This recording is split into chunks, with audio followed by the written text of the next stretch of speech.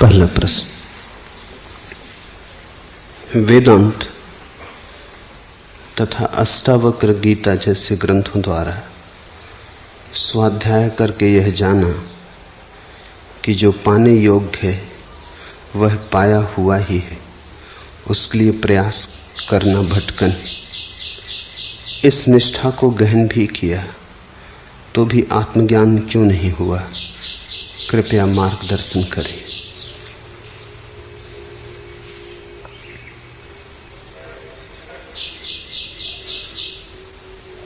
शास्त्र से जो समझ में आया वो तुम्हें समझ में आया ऐसा नहीं है।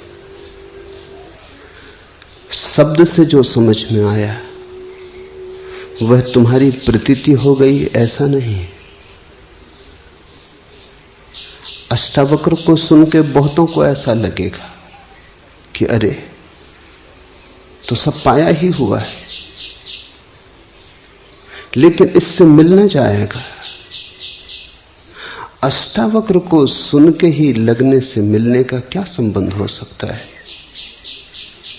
ये प्रतीति तुम्हारी हो कि मिला ही हुआ है,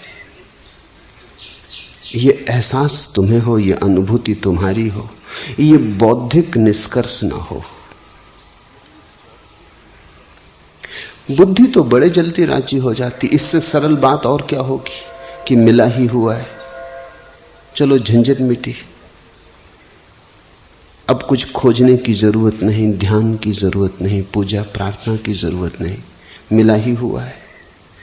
बुद्धि इससे राजी हो जाती, इसलिए नहीं कि बुद्धि समझ गई, बुद्धि राजी हो जाती है क्योंकि मार्ग की अड़चन भी छूटी, साधन का श्रम भी छूटा, उपाय करने की जरूरत भी छूटी।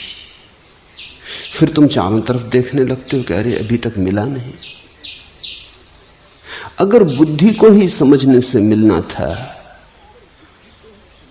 तो फिर अध्यात्म के विश्वविद्यालय हो सकते थे। अध्यात्म का कोई विश्वविद्यालय नहीं, शास्त्र से न मिलेगा, स्वयं की स्वस्फूर्त प्रज्ञा से मिलेगा। अष्टावक्र को सुनो, लेकिन जल्दी मत करना मानने की। तुम्हारा लोभ जल्दी करवा देगा। तुम्हारा लोभ कहेगा ये तो बड़ी सुलभ बात रही, खजाना मिला ही हुआ है, तो चलो पाने की भी उपद्रव मिटा, अब कहीं जाना भी नहीं, अब कुछ करना भी नहीं। यही तो तुम सदा से चाहते थे कि बिना किए मिल जाए। लेकिन ध्यान रखना, इस सबके पीछे पाने की आकांक्षा बनी ही हुई है, बिना किए मिल जाए। पहले सोचते थे करके मिलेगा, अब सोचते हो बिना किए मिल जाए। पाने की आकांक्षा बनी हुई है। इसलिए तो प्रश्न उठता है कि अभी तक आत्मज्ञान क्यों नहीं हुआ? जिसको समझ में आ गई बात, बाढ़ में जाए आत्मज्ञान, करना क्या है? अगर अष्टावक्र को समझ गए तो दूसरा प्रश्न उठ ही नहीं सकता है। आत्मज्ञान नहीं मिला तो इसका अर्थ हुआ कि अष्टावक्र को मानने के साथ साथ आंख के कोने से देख रहे थे अभी तक मिला कि नहीं मिला। नजर अभी भी मिलने पे लगी थी। मेरे पास लोग आते, उनको मैं कहता हूं कि ध्यान जब तक न गहरा होगा, जब तक तुम कुछ मांग जारी रखोगे, जब तक तुम सोचोगे कुछ मिले, आनंद मिले, परमात्मा मिले, आत्मा मिले, तब तक ध्यान गहरा न होगा। क्योंकि ये लोभ की वृत्ति है जो मिलने की बात सोच रही, ये महत्वाकांक्षा है, ये राजनीति है, अभी धर्म नहीं हुआ। तो वो कहते हैं अच्छा तो अब बिना सोचे बैठेंगे, फिर तो मिलेगा ना। अंतर जरा भी नहीं पड़ा। वो इसके लिए भी राजी है कि न सोचेंगे। चलो आप कहते हो मिलने के लिए यही उपाय है, तो न सोचेंगे, लेकिन फिर मिलेगा ना। तुम लोभ से छूट नहीं पाते। अष्टावक्र को सुन के बड़े जल्दी बहुत लोग मान लेंगे कि चलो मिल गया। इतनी जल्दी अगर मिलता होता, और ऐसा नहीं है कि कोई बाधा है मिलने में, बाधा है तो तुम्हारी कामना की नासमझी है तो बिल्कुल पास, ठीक अष्टावक्र कहते हैं मिला ही हुआ है, लेकिन ये मिला हुआ ही है तब समझ में आएगा जब पाने की सारी आकांक्षा विसर्जित हो जाएगी। तब तुम्हारी समग्रता से तुम जानोगे कि मिला हुआ है। अभी तो बुद्धि का खिलवाड़ हो जाता है। अष्टावक्र जैसे महर्षि कहते हैं तो ठीक ही कहते होंगे, तुम जल्दी कर लेते मानने की। तुम्हारी श्रद्धा बड़ी नपुंसक है, तुम संदेह भी नहीं करते, तुम जल्दी मान लेते हो। शास्त्र के वचन पर इस देश में तो संदेह करने की आदत ही खो गई है। शास्त्र कहते हैं तो ठीक ही कहते होंगे। मुल्ला नसरुद्दीन एक दिन आया तो एक बड़ी खूबसूरत छतरी लिए हुए था। मैंने पूछा कहां मिल गई इतनी खूबसूरत छतरी, यहां तो बनती नहीं। उसने कहा बहन ने भेंट भेजी। मैंने कहा नसरुद्दीन तुम तो सदा कहते रहे कि तुम्हारी कोई बहन ने। वो कहने लगा ये बात तो सच है। तो फिर मैंने कहा ये बहन ने भेंट भेजी। तो उसने कहा आप न मानो तो इसकी डंडी पे लिखा हुआ है बहन की ओर से भाई को भेंट। एक होटल से निकलने लगा, ये छतरी पे लिखा था। मैंने सोचा अब हो ना हो बहन हो ही।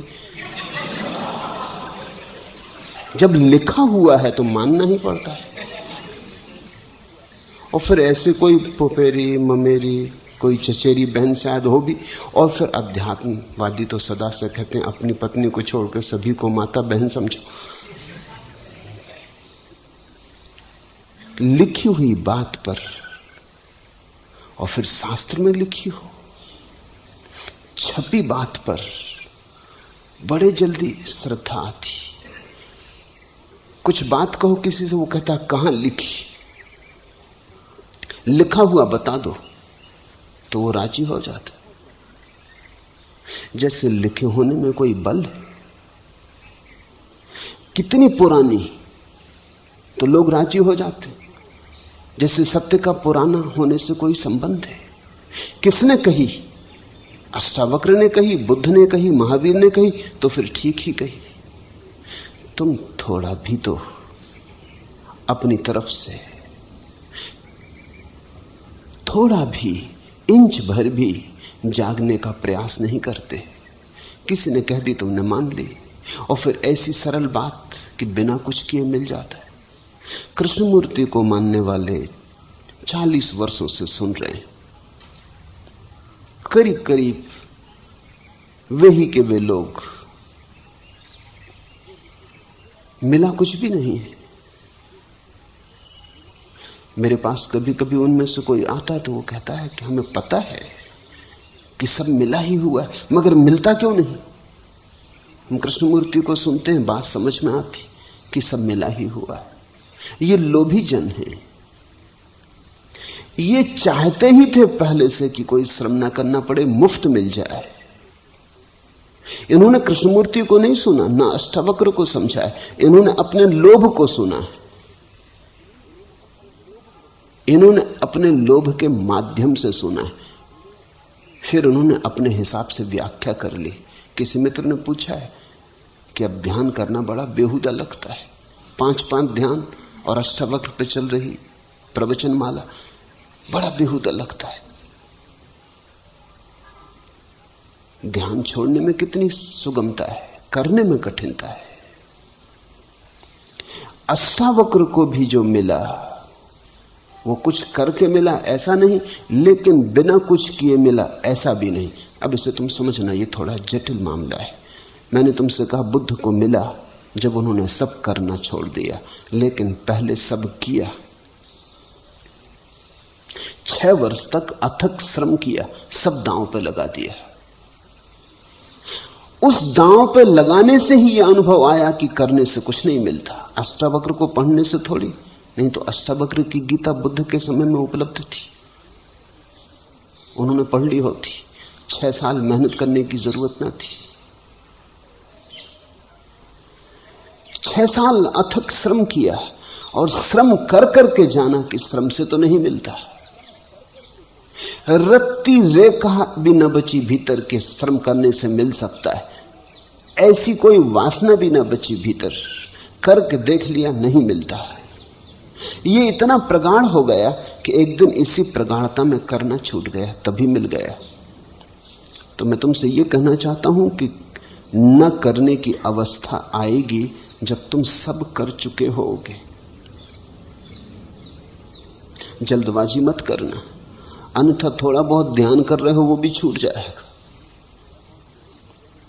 थोड़ी बहुत पूजा प्रार्थना में लगे हो वो भी छूट जाएगी।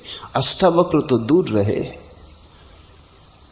तुम जो हो थोड़े बहुत चल रहे थे किसी यात्रा पर, वो भी बंद हो जाएगा।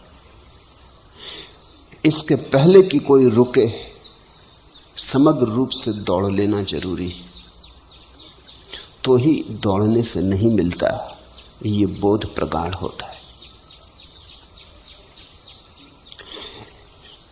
छूटता है एक दिन श्रम, लेकिन केवल बुद्धि के समझने से नहीं, तुम्हारा रोआ रोआ, तुम्हारा कण कण समझ लेता है कि व्यर्थ है, उसी घड़ी मिल जाता है। ठीक कहते हैं अष्टावक्र की अनुष्ठान बंधन है, लेकिन जो अनुष्ठान करेगा उसको ही पता चलेगा। मैं तुमसे कह रहा हूं क्योंकि अनुष्ठान किया और पाया कि बंधन है। मैं तुमसे कह रहा हूं क्योंकि साधन किए और पाया कि कोई साधन साध्य तक नहीं पहुंचाते। ध्यान कर कर के पाया कि कोई ध्यान समाधि तक नहीं लाता। लेकिन जब ऐसा करके तुम पाते हो कि कोई ध्यान समाधि तक नहीं लाता, ऐसी तुम्हारी गहन होती अनुभूति एक दिन उस जगह आ जाती, 100 डिग्री पर उबलती, तुम सब दांव पर लगा देते हो, कुछ बचाते नहीं, अपने को पूरा झोंक देते हो आग में। श्रम परिपूर्ण हो जाता है, तपस्या पूरी हो जाती है, साधन पूरा हो जाता है। अब तुमसे कोई अस्तित्व ये मांग नहीं कर सकता कि तुमने कुछ भी बचाया था, सब लगा दिया। उस दिन उस प्रगाढ़ता में, उस प्रज्वलित चित्त की दशा में अचानक सब भस्मीभूत हो जाता है। सब साधन, सब अनुष्ठान, सब ध्यान, सब तप त्याग, अचानक तुम जाग के पाते हो कि अरे ये तो मिला ही था जिसे मैं खोज रहा था। लेकिन ये अष्टावक्र को पढ़ने से हो जाता होता तो बात बड़ी सुगम थी। अष्टावक्र को पढ़ना क्या कठिन, सूत्र तो बड़े सीधे साफ हैं। ध्यान रखना, सीधी सरल बातें समझना इस जगत में सबसे कठिन। और कठिनाई तुम्हारे भीतर से आती। तुम चाहते ही थे कि कुछ ना करना पड़े। ध्यान बड़ा मुश्किल से लोग करने को राजी होते। अब ये कसौटी है अष्टावक्र की गीता। अष्टावक्र को सुन के भी जो ध्यान करते रहेंगे वही समझे। जो अष्टावक्र को सुन के ध्यान छोड़ देंगे, अष्टावक्र को तो समझे ही नहीं, ध्यान भी गया। अनुष्ठान करके ही पता चलेगा। अनुष्ठान बंधन, ये तो आखिरी दशा है अनुष्ठान करने की। इससे तुम जल्दबाजी मत कर लेना। वेदांत और अष्टावक्र जैसे ग्रंथों द्वारा स्वाध्याय करके ये जाना, स्वाध्याय करके कहीं किसी ने जाना, पठन पाठन करके किसी ने जाना, शास्त्र शब्दों को सीख लेने से किसी ने जाना, ये जानना नहीं है, ये जानकारी है। जानकारी हुई कहो कि जो पाने योग्य है वो पाया ही हुआ है। अगर जान ही लिया तो बात खत्म हो गई। सूचना मिली, गुदगुदी उठी, लोभ में अंकुर हुआ। लोभ ने कहा अरे हम नाहक मेहनत करते थे, ये अष्टावक्र कहते हैं बिना किए तो चलो बिना किए बैठ जाएं। तो तुम बिना किए बैठ गए। थोड़ी देर में तुम देखने लगे अभी तक घटी नहीं घटना, देर लग रही, बात क्या। और अष्टावक्र कहते हैं अभी तुम घड़ी पर नजर लगाए बैठे हो कि 5 सेकंड निकल गए, 5 मिनट निकल गए, ये घंटा भी बीता जा रहा है। और अष्टावक्र कहते हैं तत्क्षण, इसी वक्त, एक क्षण की भी विदा होने की जरूरत नहीं। फिर तुम कहने लगे झूठ ही कहते होंगे, श्रद्धा टूट गई। जाना नहीं, जानकारी हुई। जानकारी और जानने के फर्क को सदा याद रखना। जानकारी अर्थात उधार। किसी और ने जाना, उससे सुन के तुम्हें जानकारी हुई। इंफॉर्मेशन, जानकारी। जानना तो अनुभव है। तुम्हारे अतिरिक्त तो कोई तुम्हारे लिए जान नहीं सकता। ये उधार नहीं हो सकता। मैं जान लूं इससे तुम्हारे जानने की थोड़ी घटना घटेगी। मेरा जानना मेरा होगा, तुम्हारा जानना तुम्हारा होगा। हां, अगर मेरे शब्दों को तुमने संग्रह कर लिया तो वो जानकारी से आदमी पंडित बनता है, प्रज्ञावान नहीं।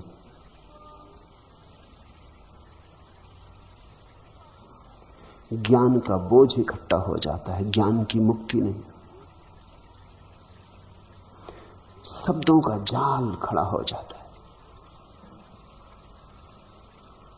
सत्य का सौंदर्य नहीं। शब्द और घेर लेते हैं और बांध लेते हैं, इसलिए तुम पंडित को बड़ा बंधा हुआ पाओ। खुला आकाश कहां? ये जाना कि जो पाने योग्य है वो पाया ही हुआ है। अगर जान ही लिया तो अब क्या पूछने को बचा? उसके लिए प्रयास भटकन है। अगर ये जान ही लिया तो अब और क्या पूछने को बचा? इस निष्ठा को गहन भी किया।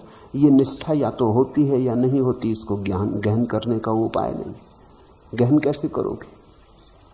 निष्ठा होती है तो होती है, नहीं होती तो नहीं होती। गहन कैसे करोगे? क्या उपाय है निष्ठा को गहन करने का? संदेह को दबाओगे? संदेह की छाती पे बैठ जाओगे? क्या करोगे? संदेह को झुठलाओगे? मन में प्रश्न उठेंगे, नहीं सुनोगे? भीतर संदेह का कीड़ा काटेगा और कहेगा कि सुनो भी, कहीं बिना किए कुछ मिला है? बैठे बैठे कहीं कुछ हुआ है? कुछ करने से होता है, खाली बैठने से कहीं होता है? मुफ्त कहीं कुछ मिलता है? किन बातों में पड़े हो? किस भ्रांति में भटके हो? उठो, चलो, दौड़ो, अन्यथा जीवन निकल जाएगा। जीवन निकला ही जा रहा है। ऐसे बैठे बैठे मूढ़ की भांति समय मत गमाओ। ये संदेह उठेंगे, इनका क्या करोगे? इनको दबा लोगे? इनको झुठला दोगे? कहोगे कि नहीं सुनना चाहता? इनको अचेतन में फेंक दोगे? तलघरे में छिपा दोगे भीतर? इनके सामने आंख करके न देखोगे? क्या करोगे निष्ठा गहरा करने में? ऐसा ही कुछ करोगे, किसी तरह का दमन करोगे। ये निष्ठा झूठी होगी। इसके नीचे अविश्वास सुलगता होगा। ये निष्ठा ऊपर ऊपर होगी, इसकी झीनी चादर होगी ऊपर। भीतर अविश्वास के, संदेह के अंगारे होंगे, वो जल्दी ही इस निष्ठा को जला डालेंगे। ये निष्ठा किसी भी काम की नहीं। इसको तुम गहरा नहीं कर सकते। निष्ठा होती है तो होती है। ऐसा समझो कि कोई आदमी एक वर्तुल खींचे, आधा वर्तुल खींचे, तो क्या तुम उसे वर्तुल कहोगे? आधे वर्तुल को वर्तुल कहा जा सकता है? चाप कहते हैं, वर्तुल नहीं। वर्तुल तो तभी कहते हैं जब पूरा होता।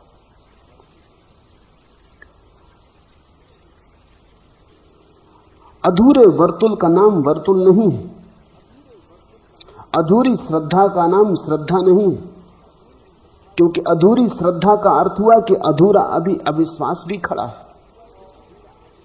वो जो आधी जगह खाली है वहां कौन होगा? वहां संदेह होगा। संदेह के साथ श्रद्धा चल ही नहीं सकती। ये तो ऐसा हुआ कि एक पैर पूरब जा रहा, एक पैर पश्चिम जा रहा, तुम कहीं पहुंचोगे नहीं। ये तो ऐसा हुआ कि तुम दो नावों पर सवार हैं, एक इस किनारे की आ रही, एक उस किनारे जा रही, तुम पहुंचोगे कहां?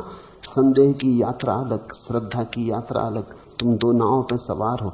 अधूरी श्रद्धा का क्या अर्थ? अधूरी निष्ठा का क्या अर्थ? कि आधा अविश्वास, आधा संदेह भी मौजूद है। श्रद्धा होती तो पूरी, नहीं होती तो नहीं होती। और एक और मजे की बात ध्यान रखना, इस जगत में जब भी श्रेष्ठ को निकृष्ट से मिलाओगे तो निकृष्ट कुछ भी नहीं खोता, श्रेष्ठ का कुछ खो जाता है।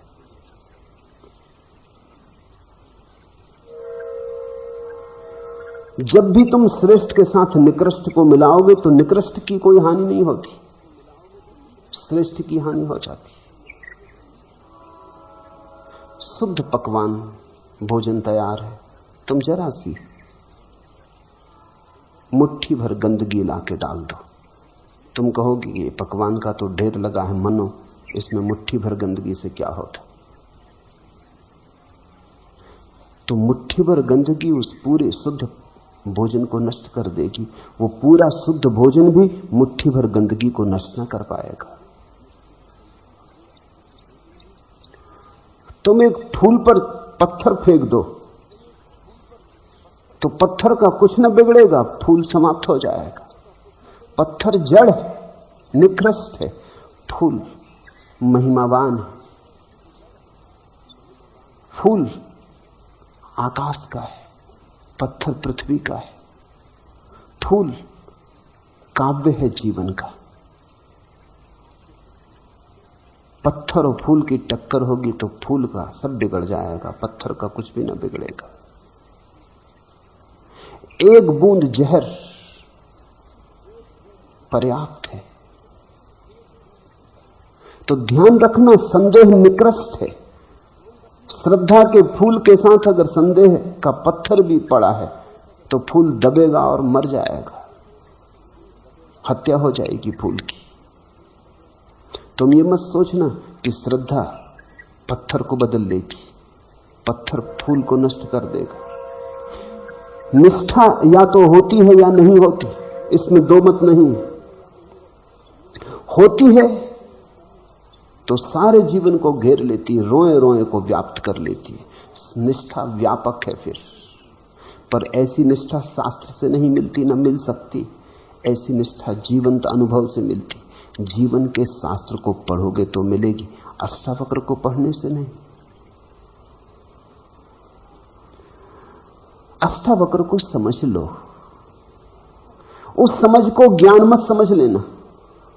अष्टावक्र को समझ के अपने भीतर संभाल के एक कोने में रख दो।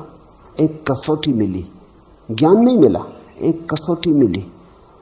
अब जब तुम्हें ज्ञान मिलेगा तब अष्टावक्र की कसौटी पे उसे कसने में तुम्हें सुविधा हो जाएगी। कसौटी सोना नहीं है। तुम जाते हो एक सुनार के पास, देखते हो रखा है काला पत्थर कसौटी का। वो काला पत्थर सोना नहीं है। जब सोना मिलता है तो सुनार उस काले पत्थर पर घिस के देख लेता है कि सोना सोना है या नहीं। अष्टावक्र की बात को समझ के कसौटी की तरह संभाल के रख लो, गांठ बांध लो। जब तुम्हारे जीवन का अनुभव आएगा तो कस लेना। अष्टावक्र की कसौटी उस वक्त काम आएगी। तुम जान पाओगे कि जो हुआ वो क्या हुआ। तुम्हारे पास समझने को भाषा होगी, तुम्हारे पास समझने को उपाय होगा। अष्टावक्र तुम्हारे गवाह होंगे। मैं शास्त्रों को इसी अर्थ में लेता हूं। शास्त्र गवाह हैं। अनजाना है मार्ग सत्य का, उस अनजाने मार्ग पर तुम्हें कुछ गवाहियां चाहिए। तुम जब पहली दफे स्वयं सत्य के सामने आओगे, सत्य इतना विराट होगा तुम कपोगे, समझ ना पाओगे, तुम जड़मूल से कप जाओगे। बहुत डर है कि तुम पागल हो जाओ।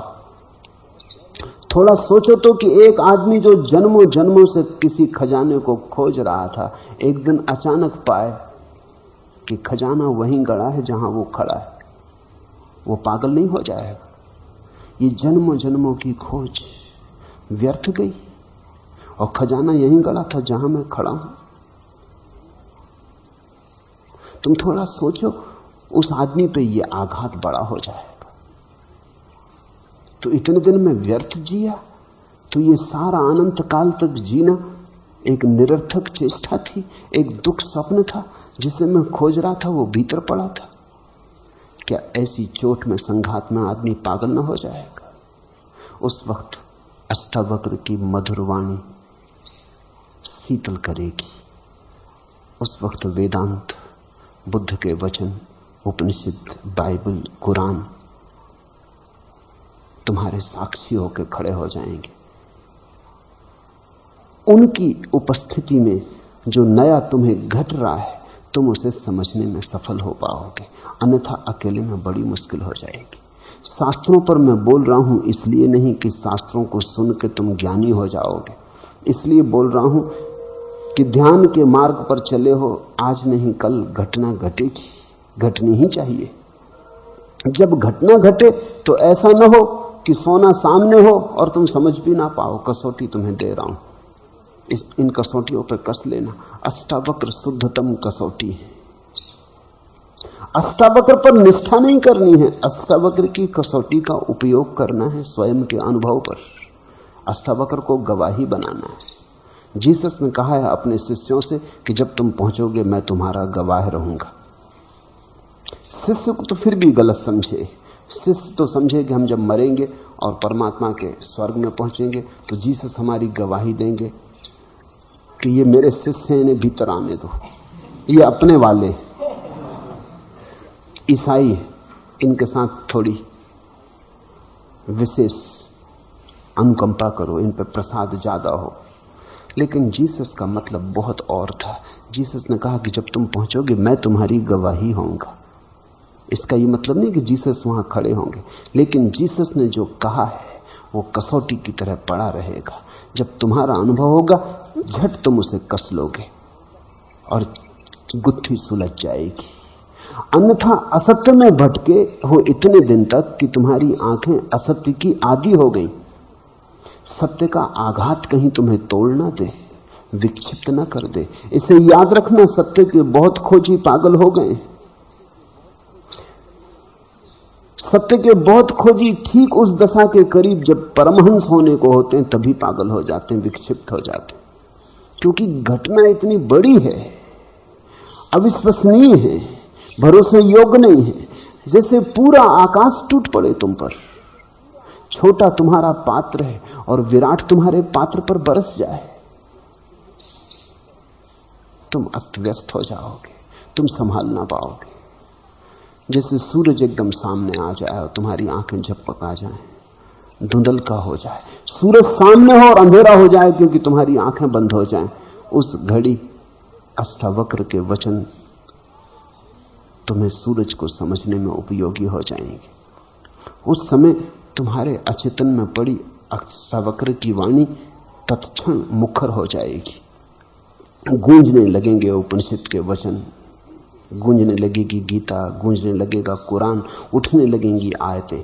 उनकी गंध तुम्हें आश्वस्त करेगी कि तुम घर आ गए हो, घबराने की कोई बात नहीं, ये विराट हो तुम। अष्टावक्र कहते हैं तू व्यापक है, तू विराट है, तू विभु है, तू कर्म शून्य, तू शुद्ध बुद्ध, तू सिर्फ ब्रह्म स्वरूप है। ये वचन उस क्षण व्याख्या बनेंगे। इन पर निष्ठा करने मात्र से, इनको पकड़ लेने मात्र से तुम कहीं भी पहुंचोगे नहीं। और लोभ तुम्हारा भीतर खड़ा है कि आत्मज्ञान हुआ नहीं।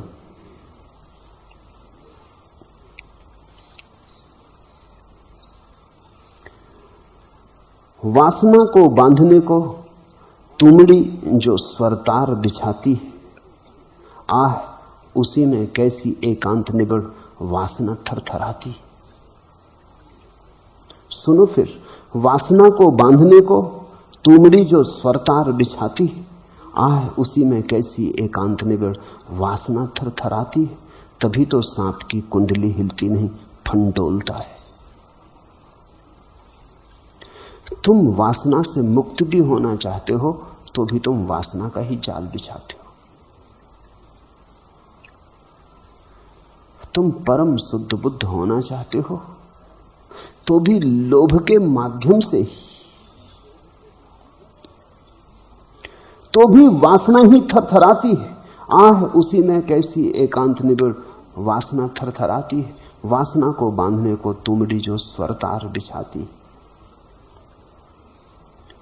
तुम परमात्मा को पाने चलते हो, लेकिन तुम्हारे पाने का ढंग वही है जो धन पाने वाले का होता है।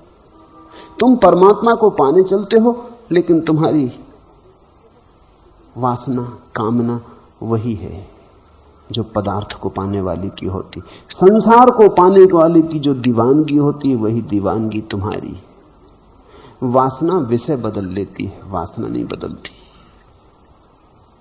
सुन के अष्टावक्र को तुम्हारी वासना कहती, अरे ये तो बड़ा शुभ हुआ, हमें पता ही न था कि जिसे हम खोज रहे हैं वो मिला ही हुआ, तब बस बैठ जाएं। फिर तुम प्रतीक्षा करते हो अब मिले, अब मिले, अब मिले। कैसी वासना थरथराती है। अब मिले तो तुम समझे ही नहीं। फिर से सुनो अष्टावक्र को। अष्टावक्र कहते हैं मिला ही हुआ है।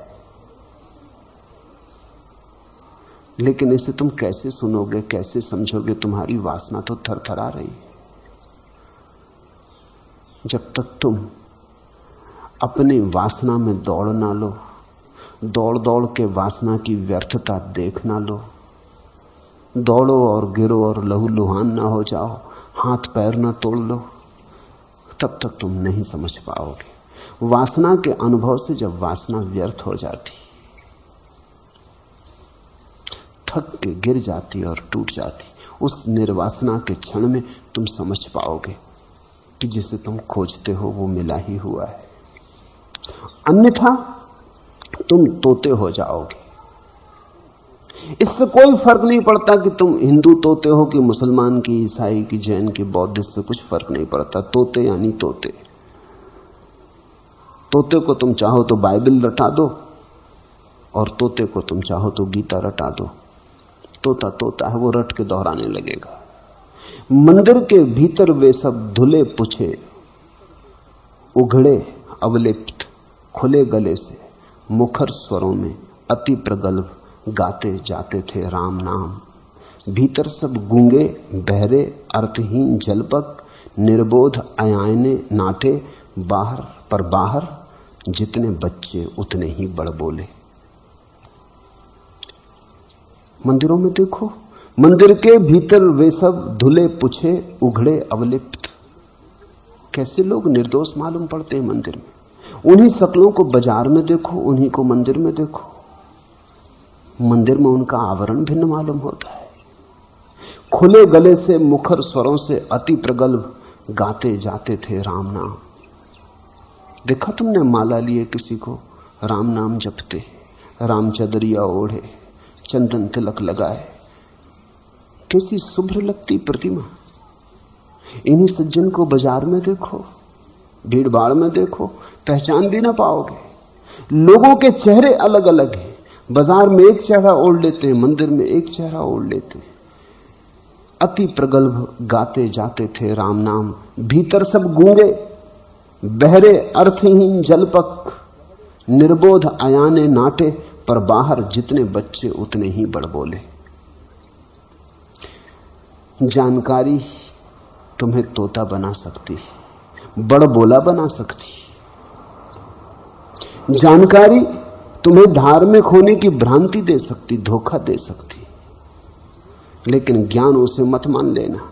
और जानकारी के आधार पर तुम जो निष्ठा संभालोगे, वो निष्ठा संदेह के ऊपर बैठी होगी, संदेह के कंधे पर सवार होगी। वो निष्ठा कहीं सत्य के द्वार तक ले जाने वाली नहीं। उस निष्ठा पर बहुत भरोसा मत करना। वो निष्ठा दो कौड़ी की है। निष्ठा आनी चाहिए स्वानुभव से, निष्ठा आनी चाहिए शुद्ध निर्विकार स्वयं की ध्यान अवस्था से।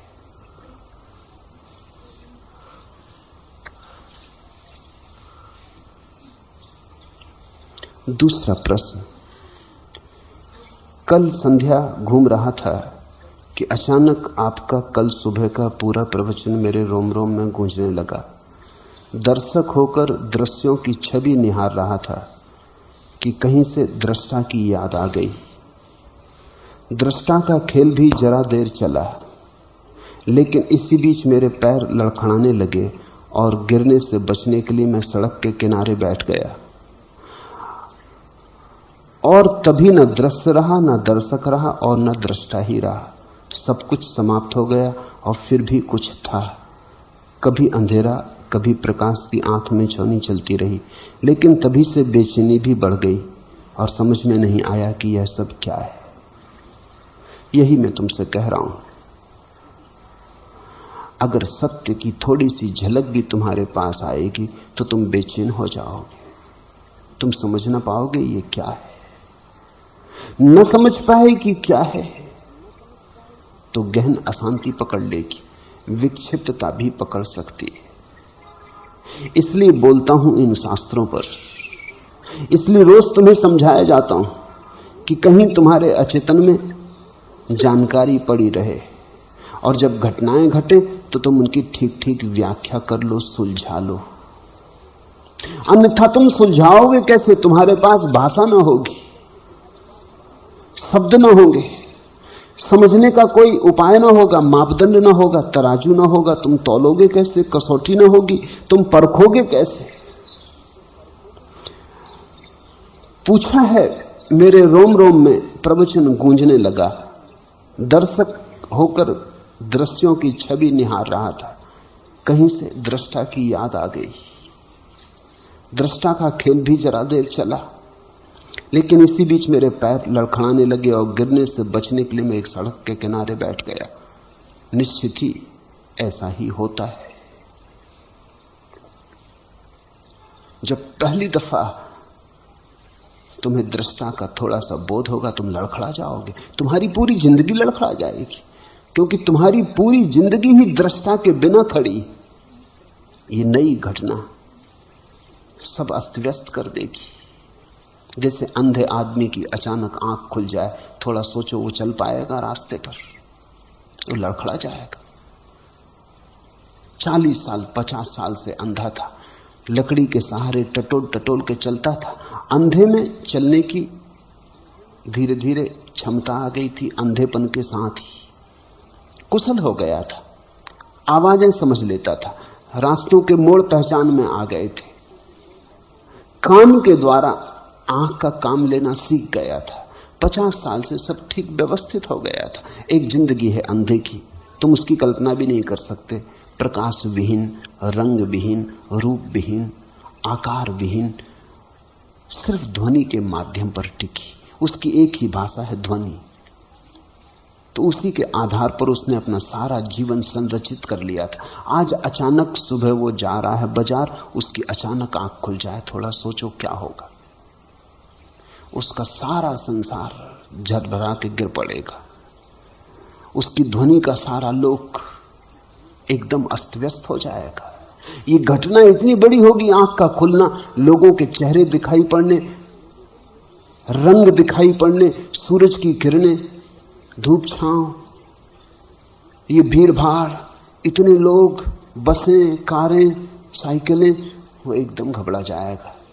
ये इतना बड़ा आघात होगा उसके ऊपर कि उसकी छोटी सी दुनिया जो ध्वनि के सहारे बनी थी, वो कहीं दब जाएगी, पिछड़ जाएगी, मर जाएगी, कुचल जाएगी। वो वहीं थरथरा के बैठ जाएगा, लड़खड़ा के गिर पड़ेगा, शायद घर ना आ सके या बेहोश हो जाए। और ये उदाहरण कुछ भी नहीं। जब तुम्हारे जीवन में दृष्टा का प्रवेश होगा, एक किरण भी दृष्टा की आएगी, तो ये उदाहरण कुछ भी नहीं है, वो घटना और भी बड़ी है। भीतर की आंख खुल रही, तुमने उस भीतर की आंख के बिना ही अपना एक संसार रच लिया है। अचानक वो भीतर की आंख खुलते ही तुम्हारे सारे संसार को गलत कर देगी। तुम चौंक के अवाक रह जाओगे। जिसने पूछा है ठीक ही पूछा और अनुभव से पूछा है। इसे ख्याल करना, प्रश्न दो तरह के होते हैं, एक तो सैद्धांतिक होते हैं, उनका कोई बड़ा मूल्य नहीं होता। ये प्रश्न अनुभव का है। अनुभव से न हुआ होता तो ये प्रश्न बन ही नहीं सकता था। ये पैर लड़खड़ाए ना होते तो ये प्रश्न बन नहीं सकता था। ये प्रश्न सीधे अनुभव का है। कहीं से दृष्टा की याद आ गई।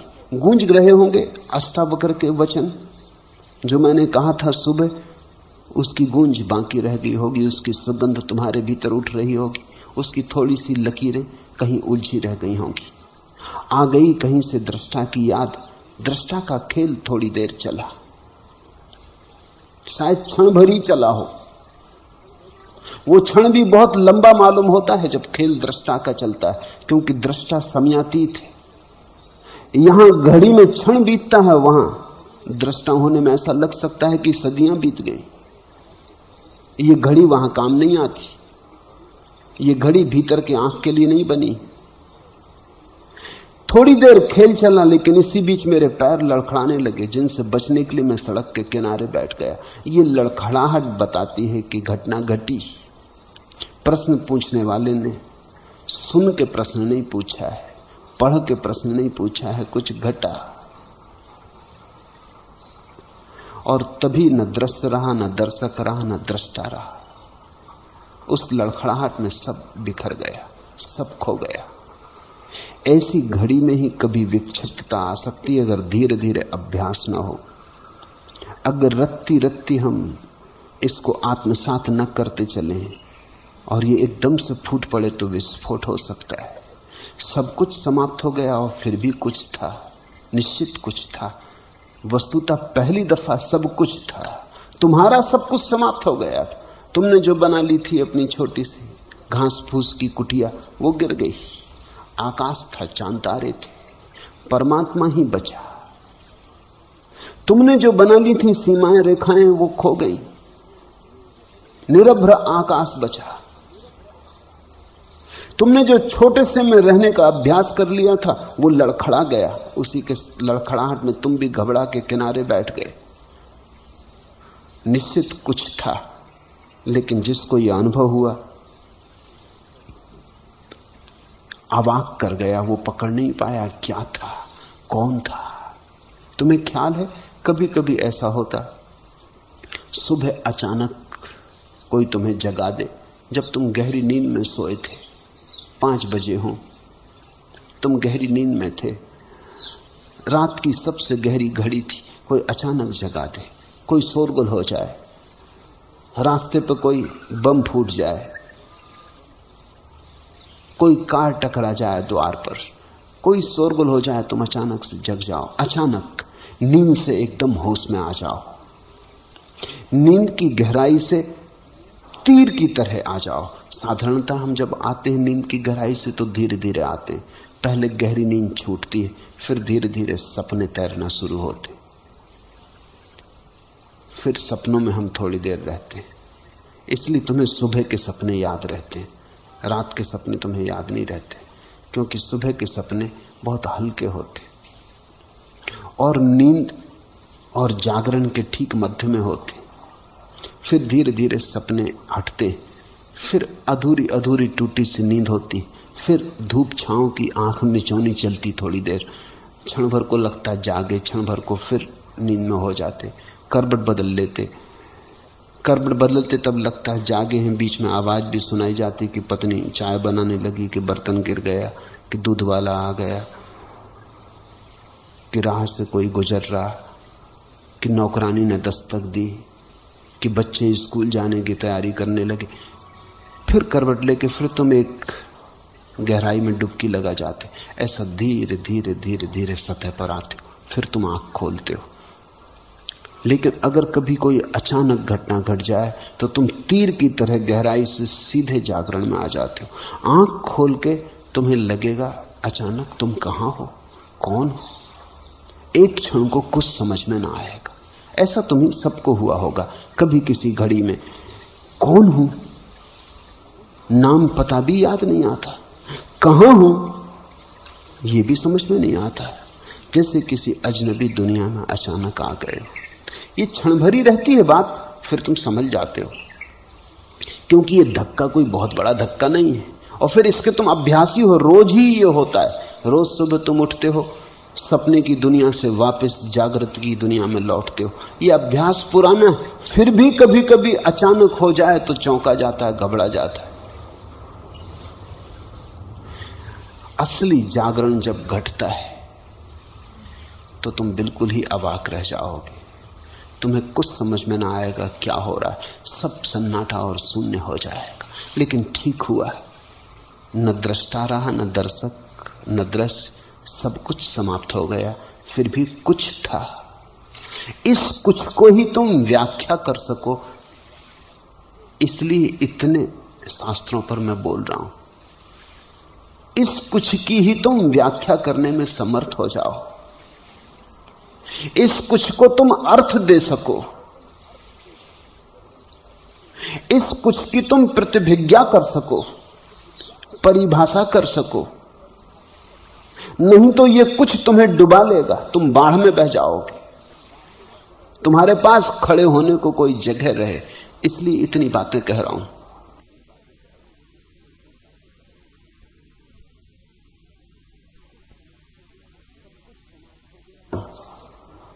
सब कुछ समाप्त हो गया, फिर भी कुछ था। कभी अंधेरा कभी प्रकाश की आंख में चौनी चलती रही, लेकिन तभी से बेचैनी बढ़ गई है और समझ में नहीं आता कि यह सब क्या था। जो मैं कहता हूं उसे संभाले जाओ, उसकी मंजूसा बनाओ। उसे ज्ञान मत समझना, जानकारी ही समझना। समझ पूर्वक उसकी मंजूसा बनाओ, फिर धीरे धीरे तुम पाओगे। जब जब अनुभव घटेगा, जो अनुभव घटेगा उस अनुभव को सुस्पष्ट सुविश्लिष्ट कर देने वाले मेरे शब्द तुम्हारे अचेतन से उठ के खड़े हो जाएंगे। मैं तुम्हारा साक्षी बन जाऊंगा, मैं तुम्हारा गवाह हूं। लेकिन अगर सुनते वक्त तुम मेरे साथ विवाद कर रहे हो तो फिर मैं तुम्हारा गवाह न बन सकूंगा। अगर सुनते वक्त तुम मुझसे किसी तरह का आंतरिक संघर्ष कर रहे हो, तर्क कर रहे हो, अगर सुनते वक्त तुम मुझे सहानुभूति प्रेम से नहीं सुन रहे हो, विवाद कर रहे हो, तो मैं तुम्हारा गवाह न बन सकूंगा। क्योंकि फिर तुम जो अपनी मंजूसा में रखोगे वो मेरा नहीं होगा, तुम्हारा ही होगा।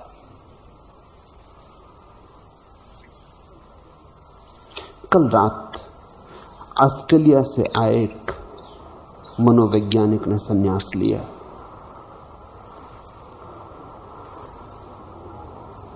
उस मनोवैज्ञानिक को मैंने कहा कि तुम संन्यास ना लो तो भी तुम्हारा स्वागत है, लेकिन तब तुम मेरे अतिथि ना रहोगे।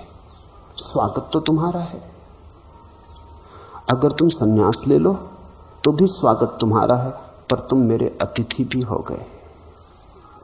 मुझसे लोग पूछते हैं कि अगर हम संन्यास ना लें तो क्या आपका प्रेम हम पर कम रहेगा? मेरा प्रेम तुम पर पूरा रहेगा। स्वागत है, लेकिन संन्यास लेते ही तुम अतिथि भी हो गए। और बड़ा फर्क है।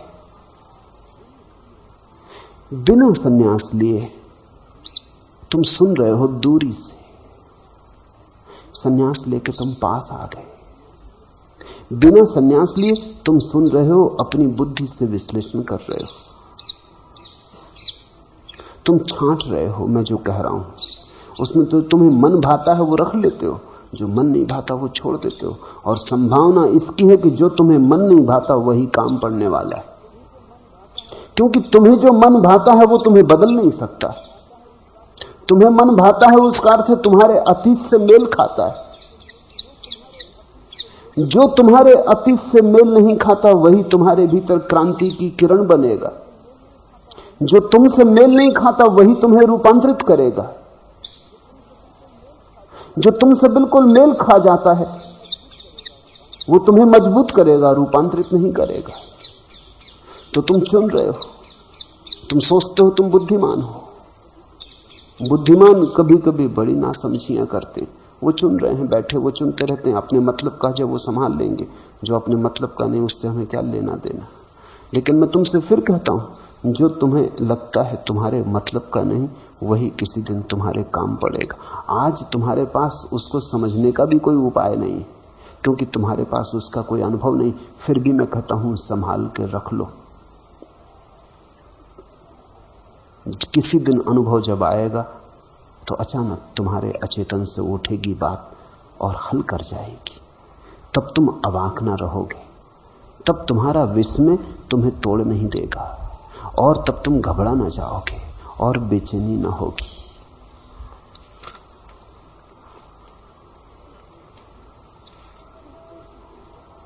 ऊपर ही ऊपर जो हवा ने गाया, देवदारू ने दोहराया, जो हिम चोटियों पर झलका, जो सांझ के आकाश से छलका, वह किसने पाया?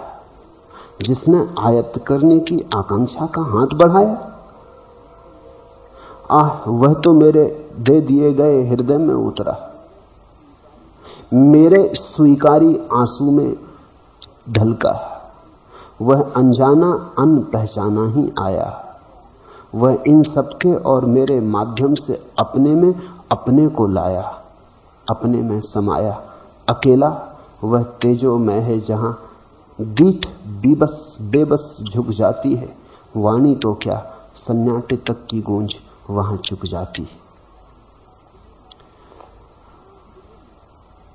सुनो मुझे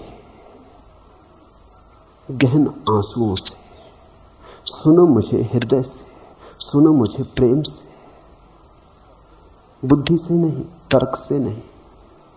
वही श्रद्धा और निष्ठा का अर्थ है। ऊपर ही ऊपर जो हवा ने गाया, जो देवदारू ने दोहराया, जो हिम चोटियों पर झलका, जो सांझ के आकाश से छलका, वह किसने पाया? क्या उसने जिसने आयत्त करने की आकांक्षा का हाथ बढ़ाया? नहीं। जहां आकांक्षा का हाथ बढ़ा वहां तो हाथ बड़ा छोटा हो गया। आकांक्षा के हाथ में तो भिक्षा ही समाती है, साम्राज्य नहीं समाते। साम्राज्य समाने के लिए तो प्रेम से खुला हुआ हृदय चाहिए, भिक्षा का, वासना का पात्र नहीं। वह किसने पाया? जिसने आयत्त करने की आकांक्षा का हाथ बढ़ाया। तो तुम मुझे यहां ऐसे सुन सकते हो कि चलो जो अपने मतलब का हो उसे उठा लें, अपनी झोली में संभाल लें। तो तुम आकांक्षा के हाथ से मेरे पास आ रहे हो। आकांक्षा तो भिक्षु है। तो तुम कुछ थोड़ा बहुत ले जाओगे, लेकिन तुम जो ले जाओगे वो टेबल से गिरे रोटी के टुकड़े इत्यादि थे। तुम अतिथि ना हो पाए। सन्यास तुम्हें अतिथि बना देता है। आह वह तो मेरे दे दिए गए हृदय में उतरा, आह वह तो मेरे दे दिए गए हृदय में उतरा, मेरे स्वीकारी आंसू में ढलका। वह अनजाना अनपहचाना ही आया, वह इन सब के और मेरे माध्यम से अपने में अपने को लाया, अपने में समाया। अकेला वह तेजोमय है जहां दीठ बेबस झुक जाती, वहां आंख तो झुक जाती। वाणी तो क्या सन्नाटे तक की गूंज वहां चुक जाती। उसके लिए तैयारी करो, उसके लिए हृदय को प्रेम से भरो, उसके लिए सहानुभूति से सुनना सीखो। और मैं तुमसे जो कह रहा हूं उसे मंजूसा में संजो, तो फिर बेचैनी ना होगी। फिर वो उतरे अपरिचित अनजान, तुम उसे समझ पाओगे, तुम उसके गूढ़ स्वर को समझ पाओगे, तुम उसके सन्नाटे में डूबोगे नहीं, घबराओगे नहीं, मुक्त हो जाओगे। अन्यथा वो मौत जैसा लगेगा। परमात्मा अगर बिना समझे हुए आ जाए, तुम्हारे पास अगर समझने का कोई भी उपाय ना हो, तो मौत जैसा लगेगा कि मरे। अगर तुम्हारे पास समझने का थोड़ा उपाय हो, थोड़ी तैयारी हो, तुमने सद्गुरुओं से कुछ सीखा हो, सत्संग किया हो, तो परमात्मा मोक्ष है, अन्यथा मृत्यु जैसा मालूम पड़ता है। और एक बार तुम घबरा गए तो तुम उस तरफ जाना बंद कर दोगे। एक बार तुम बहुत भयभीत हो गए तो तुम्हारा रोआ रोआ डरने लगेगा। तुम और सब जगह जाओगे, वहां ना जाओगे जहां ऐसा भय, जहां हाथ पैर लड़खड़ा जाएं, जहां राह के किनारे बैठ जाना पड़े, जहां सब धूमिल हो जाए, सब खोता मालूम पड़े, कुछ अज्ञात अनजाना शेष रहे और घबराए और बेचैनी दे, फिर तुम वहां ना जाओगे। रविन्द्रनाथ का गीत है कि मैं परमात्मा को खोजता था अनेक जन्मों से, बहुत खोजा, मिला नहीं। कभी कभी दूर, बहुत दूर चांद तारों पर उसकी झलक दिखाई पड़ जाती थी। आशा बंधी रही, खोजता रहा। फिर एक दिन संयोग और सौभाग्य उसके द्वार पर पहुंच गया। तख्ती लगी थी, यही रहा घर भगवान का। चढ़ गया सीढ़ियां एक छलांग में, जन्मों जन्मों की यात्रा पूरी हुई थी। अहो भाग्य, हाथ में सांकल लेके बजाने को ही था कि तब एक भय पकड़ा कि अगर वो मिल गया तो फिर मैं क्या करूंगा। अब तक परमात्मा को खोजना ही तो मेरा कुल कृत्य था, अब तक इसी सहारे जिया, यही थी मेरी जीवन यात्रा।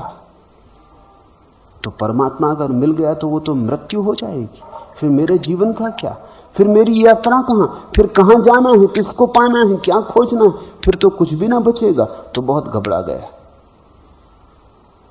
छोड़ दी सांकल आहिस्ता से कि कहीं आवाज ना हो जाए, कहीं वो द्वार खोल ही ना दे। जूते हाथ में ले लिए, भागा। तो तब से भाग रहा हूं, अब भी खोजता हूं। रविन्द्रनाथ ने लिखा है उस गीत में, अब भी खोजता हूं परमात्मा को, हालांकि मुझे पता है उसका घर कहां है। उस जगह को भर छोड़ के सब जगह खोजता हूं, क्योंकि खोजना ही जीवन है। उस जगह भर जाने से बचता हूं, उस घर की तरफ भर नहीं जाता, वहां से किनारा काट लेता हूं और सब जगह पूछता फिरता हूं परमात्मा कहां है। और मुझे पता है कि परमात्मा कहां है। मेरे देखे बहुत लोग अनंत जन्मों की यात्रा में कई बार उस घर के करीब पहुंच गए, लेकिन घबरा गए। ऐसे घबरा गए कि सब भूल गया, वो घबराहट नहीं भूली है अभी तक। इसलिए लोग ध्यान करने को आसानी से उत्सुक नहीं होते। ध्यान वगैरह की बात से ही लोग डरते हैं, बचते हैं। परमात्मा शब्द का औपचारिक उपयोग कर लेते हैं, लेकिन परमात्मा को कभी जीवन की गहरी खोज नहीं बनने देते। मंदिर मस्जिद हो आते हैं, सामाजिक औपचारिकता है, लोकाचार, जाना चाहिए इसलिए चले जाते हैं। लेकिन कभी मंदिर को, मस्जिद को हृदय में नहीं बसने देते, उतना खतरा मोल नहीं लेते, दूर दूर रखते हैं परमात्मा को। उसका कारण होगा कहीं किसी गहन अनुभव में, कहीं छिपी किसी गहरी स्मृति में कोई भय का अनुभव छिपा है। कभी लड़खड़ा गए होंगे उसके घर के पास। अब जिन मित्र को यह अनुभव हुआ है, अगर वो ठीक से न समझें तो घबराने लगेंगे। अब रास्ते पर ऐसा घबरा के बैठ जाना, हाथ पैर कब जाना, हृदय का जोर से धड़कने लगना, श्वास का बेतहासा चलने लगना, कुछ से कुछ हो जाए, ऐसे ध्यान से दूर ही रहना अच्छा। ये तो झंझट की बात है। फिर लौट आए सो ठीक, अगर न लौट पाए तो, अगर ऐसे ही बैठे रह जाएं रास्ते के किनारे तो लोग पागल समझ लेंगे। घड़ी दो घड़ी तो ठीक, फिर पुलिस आ जाएगी, फिर पास पड़ोस के लोग कहेंगे अब इनको उठाओ अस्पताल भेजो, क्या हो गया। चिकित्सक इंजेक्शन देने लगेंगे कि इनका होश खो गया, कि मस्तिष्क खराब हो गया। मेरे एक मित्र ने लिखा है, सन्यासी है, कि यहां से गए तो नाचते हुए आनंदित होकर गए। घर के लोगों ने कभी उन्हें नाचते और आनंदित तो देखा नहीं था। जब वो घर नाच से आनंदित पहुंचे, लोगों ने समझा पागल हो गए। घर के लोगों ने एकदम दौड़कर उनको पकड़ लिया कि बैठो, क्या हो गया तुमको। अरे उनका मुझे कुछ हुआ नहीं, मैं बड़ा प्रसन्न हूं, आनंदित। वो जितने ज्ञान की बातें करें घर के लोग, उतने संदिग्ध हुए कि गड़बड़ हो गई। वो उन्हें घर से न निकलने दें, जबरदस्ती उनको अस्पताल में भर्ती करवा दिया। उनका पत्र आया कि मैं बड़ा हंस रहा हूं यहां अस्पताल में, ये खूब मजा है, मैं दुखी था, मुझे कोई अस्पताल न लाया, अब मैं प्रसन्न हूं तो लोग मुझे अस्पताल ले आए। मैं देख रहा हूं खेल, मगर वो समझते हैं कि मैं पागल हूं, और जितना वो मुझे समझते हैं कि पागल हूं, उतनी मुझे हंसी आती। जितनी मुझे हंसी आती वो समझते हैं बिल्कुल गए काम से।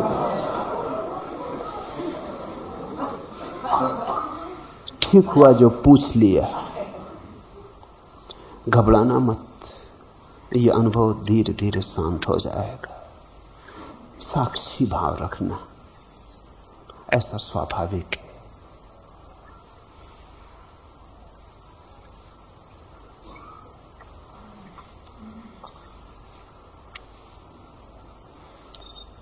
चौथा प्रश्न, हम ईश्वर अंश हैं और अविनाशी भी। कृपया बताएं कि यह अंश मूल से कब, क्यों और कैसे बिछड़ा, और अंश का मूल से पुनर्मिलन, कभी न बिछड़ने वाला मिलना संभव है या नहीं। यदि संभव है तो अंश को मूल में मिला देने की कृपा करें कि बार बार इस कोलाहल में आके भयभीत न होना पड़े। देखें फर्क, अभी एक प्रश्न था वो अनुभव का था, ये प्रश्न शास्त्रीय है। हम ईश्वर अंश हैं और अविनाशी भी, ये तुम्हें पता है? सुन लिया, पढ़ लिया और अहंकार को तृप्ति देता है, मान भी लिया। इससे बड़े अहंकार को तृप्ति देनी और क्या बात हो सकती है? हम ईश्वर अंश हैं, ईश्वर है, ब्रह्म है, अविनाशी है। यही तो तुम चाहते हो, यही तो अहंकार की खोज है, यही तो तुम्हारी गहरी से गहरी आकांक्षा है कि अविनाशी हो जाओ, ईश्वर अंश हो जाओ, ब्रह्म स्वरूप हो जाओ, सारे जगत के मालिक हो जाओ। हम ईश्वर अंश हैं और अविनाशी भी, ऐसा तुम्हें पता है? अगर तुम्हें पता है तो प्रश्न की कोई जरूरत नहीं। अगर तुम्हें पता नहीं है तो ये बात लिखनी व्यर्थ है, फिर प्रश्न ही लिखना काफी है। कृपया बताएं कि ये अंश मूल से कब, क्यों और कैसे बिछड़ा। ये पांडित्य के प्रश्न है। कब, समय, तारीख, तिथि चाहिए। क्या करोगे? अगर मैं तिथि भी बता दूं उससे क्या अंतर पड़ेगा? संवत बता दूं, समय बता दूं कि ठीक सुबह 6 बजे फला फला दिन, उससे क्या फर्क पड़ेगा? उससे तुम्हारे जीवन में क्या क्रांति होगी? तुम्हें क्या मिलेगा? कब, क्यों और कैसे बिछड़ा। अगर तुम्हें पता है कि तुम ईश्वर अंश हो तो तुम्हें पता होगा कि बिछड़ा कभी भी नहीं। तुमने बिछड़ने का सपना देखा,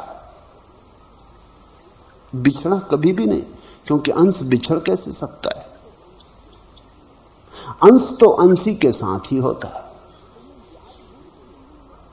तुम्हें याद भूल गई हो, बिछड़न नहीं हो सकती, विस्मृति हो सकती। बिछुड़ने का तो उपाय ही नहीं है। हम जो हैं वही हैं, चाहे हम भूल जाएं, विस्मरण कर दें, चाहे हम याद कर लें, सारा भेद विस्मृति और स्मृति का है। मूल से कब, क्यों और कैसे बिछड़ा। बिछड़ा होता तो हम बता देते कि कब, क्यों और कैसे बिछड़ा। बिछड़ा नहीं। रात तुम सोए, तुमने सपना देखा कि सपने में तुम घोड़े हो गए। अब सुबह तुम पूछो कि हम घोड़े क्यों, कैसे, कब हुए, तो बहुत मुश्किल की बात है। क्यों घोड़े हुए? हुए ही नहीं, पहली तो बात। हो गए होते तो पूछने वाला बचता। घोड़े तो नहीं पूछते।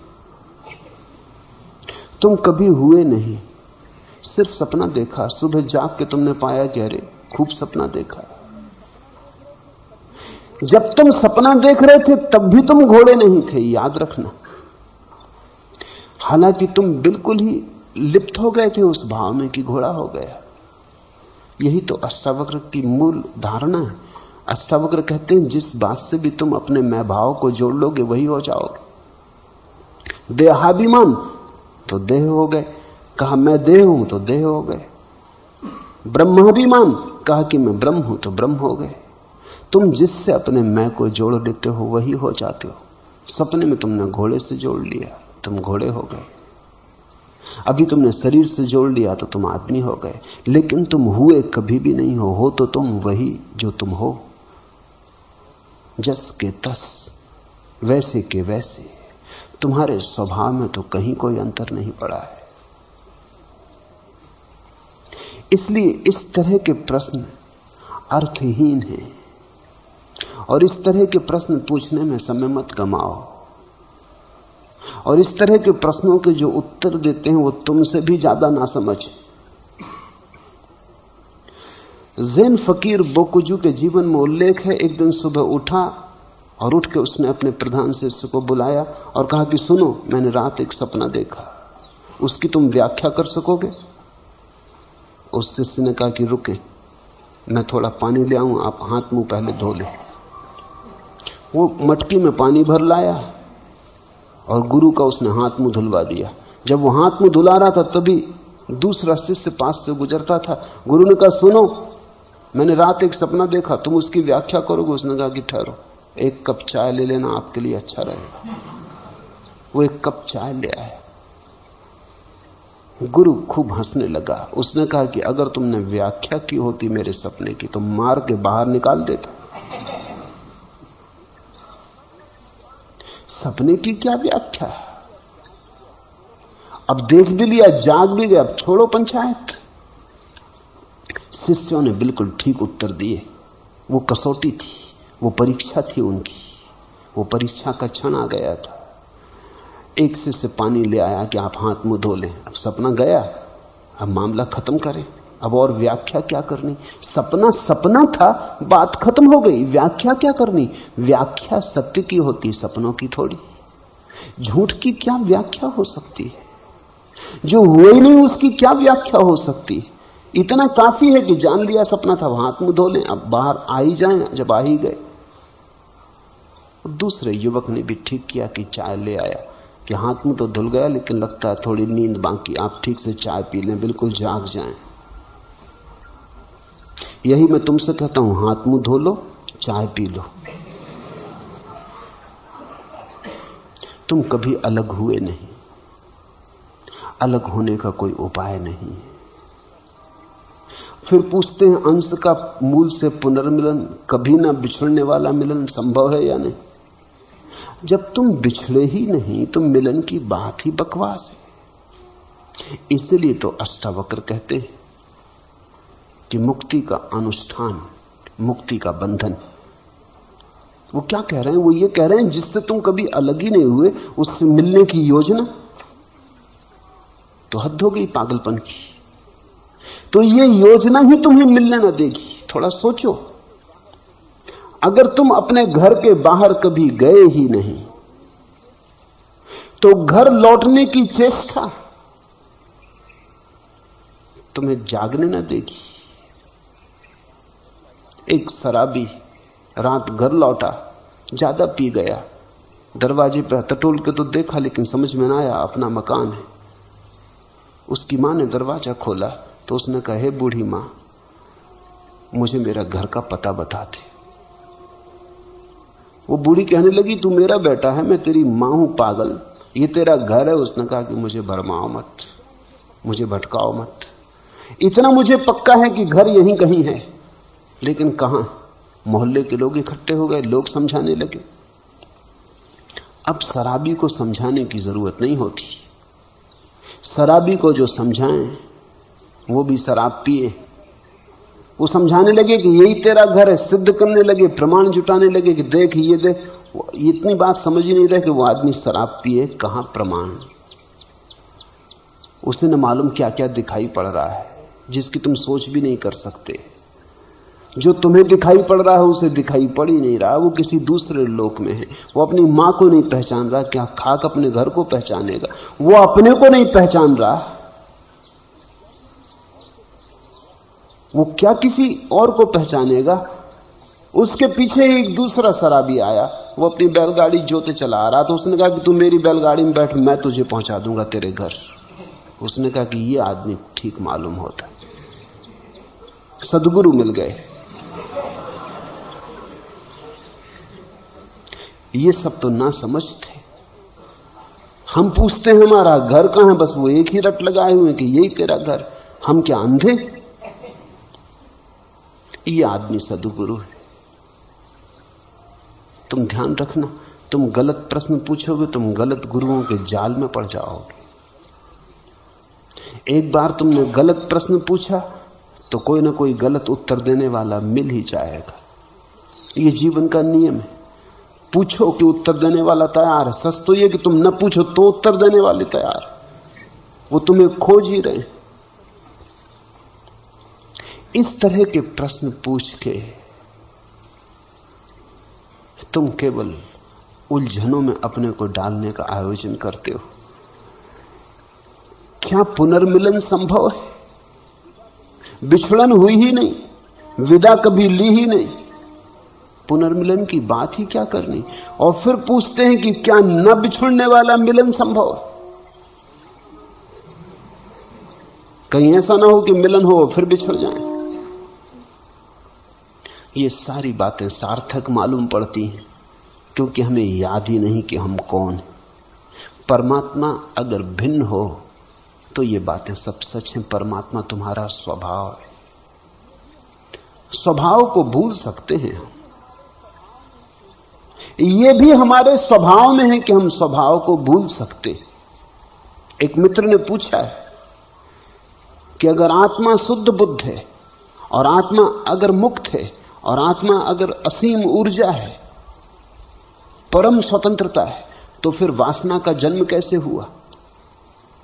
यह भी आत्मा की स्वतंत्रता है कि अगर वासना करना चाहे तो कर सकती। अगर आत्मा वासना न कर सके तो परतंत्र हो जाएगी। थोड़ा सोचो। संसार तुम्हारी स्वतंत्रता है, तुमने चाहा तो हो गया। तुम्हारी चाह मुक्त है। तुम चाहो तो अभी ना हो जाए, तुम चाहो तो अभी फिर हो जाए। तो मैं तुमसे ये नहीं कह सकता कि न बिछुड़ने वाला मिलन कैसे होगा। बिछड़न तो कभी हुई नहीं है, लेकिन आत्मा की ये परम स्वतंत्रता है कि वो जब चाहे जिस चीज को भूल जाए और जिस चीज को चाहे याद कर ले। अगर आत्मा की ये संभावना न हो तो आत्मा सीमित हो जाएगी, उसकी मुक्ति बंधित हो जाएगी, उस पर आरोपण हो जाएगा, उपाधि हो जाएगी। पश्चिम में एक विचारक हुआ दिदरो। उसने सिद्ध किया है कि ईश्वर पूर्ण शक्तिमान नहीं, सर्वशक्तिमान नहीं। उसने तर्क जो दिए हैं वो ऐसे हैं कि लगेगा कि बात ठीक कह रहा। जैसे वो कहता क्या ईश्वर 2 और 2 के जोड़ से 5 बना सकता है? ये अपने को भी अड़चन मालूम होती है कि 2 और 2 से 5 ईश्वर भी कैसे बनाएगा? तो फिर सर्वशक्तिमान कैसा? 2 और 2 4 ही होंगे। क्या ईश्वर एक त्रिकोण में 4 कोण बना सकता? कैसे बनाएगा? 4 कोण बनाएगा तो वो त्रिकोण नहीं रहा, त्रिकोण रहेगा तो 4 कोण बन नहीं सकते उसमें। तो सीमित हो गया ईश्वर।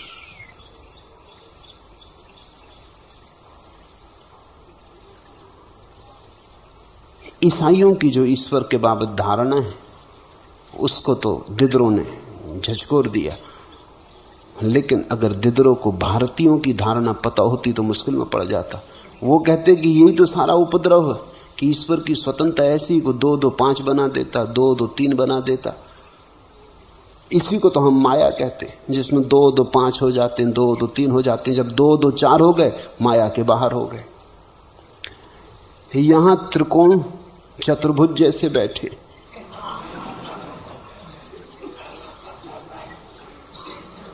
यहां बड़ा धोखा चल रहा है।